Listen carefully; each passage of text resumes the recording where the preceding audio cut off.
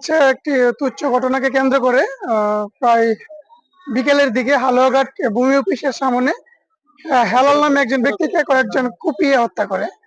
তো এই ঘটনায় আরো কয়েকজন জড়িত, এর মধ্যে একজন শরীফুল, তার নেতৃত্বে আরো কয়েকজনের নাম আমরা পেয়েছি। তো আমরা আসামিদের গ্রেপ্তার করার জন্য ইতিমধ্যে বিভিন্ন টিম আমরা বাইরে অভিযান পরিচালনা করছে। আমরা একজন ব্যক্তিকে হেফাজতে নিয়ে এসেছি জিজ্ঞাসাবাদ করার জন্য, এটা অ্যারেস্ট না। আর হচ্ছে আশা করি আমরা তদন্তের মাধ্যমে বিস্তারিত জানতে পারলে এই ঘটনার মোটিভ, এই ঘটনা কেন ঘটেছে বা কারা কারা প্রকৃতভাবে জড়িত এবং কি পরিকল্পনা ছিল তা আপনাদেরকে জানাতে পারবো। সিনাল অফিসের সামনে একটা বাগান আছে, এই বাগানে তারা ঝগড়া লাগছে। তখন ঝগড়া আমি বাসা থেকে শুনে আইছি, আয় দেখি তারা ঘুষাঘুষি হইতেছে। পরে ঘুষাঘুষি হইতেছে, বেড়া ধরে ফিরাই দিছে। ফিরাই দিলে পরে আরো 3-4টা সারাই নাইছে। আয় ডেগার আর এই রামদাও লই আইছে, 2টা রামদাও আছে, একটা কিরিস আনছে। পরে সারা বোনার কাছে আমার পার মারবো, আমি ফিরাইতেছি যে পার মারবো, হেলার বাসা ঢুকতে যাবো। বাসা ঢুকতে গেছে গা ডেরেনো পড়ে গেছে গা আমার বাসার সামনে। পড়ে যাওয়ার সাথে তারে পার মারছে। পার মারলে হ্যাঁ উচ্চার খারাইতে পারে না, তারপরে পলাইবার চাইছে।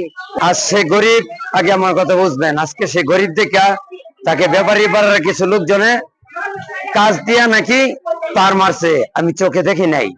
কিন্তু এই ছেলেটাকে যেভাবে মারা হলো, এটা অনেক বড় অন্যায় কাজ হয়েছে। ছেলে যত বড় অন্যায় করুক, তার জন্য আইন আছে, আদালত আছে। তারা আইন নিজের হাতে তুলে নিতে পারে না।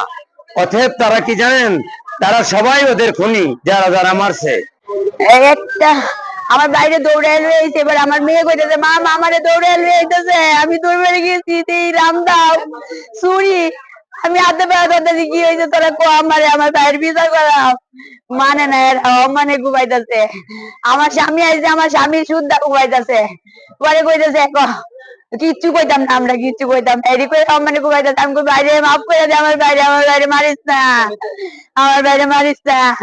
একটা রনি, একটা শরীফুল, আরেকটা নাম আমি জানি না, আর একটা রুবেলা ছিল লগে, ফিরাইতেছে বলে। শুধু ফিরানি এরকম ফিরাইতেছে, আমার বাইরে মায়ের হচ্ছে এরকম ফিরানি ফিরাইতেছে, এর বলে বাঁচতে লাগে।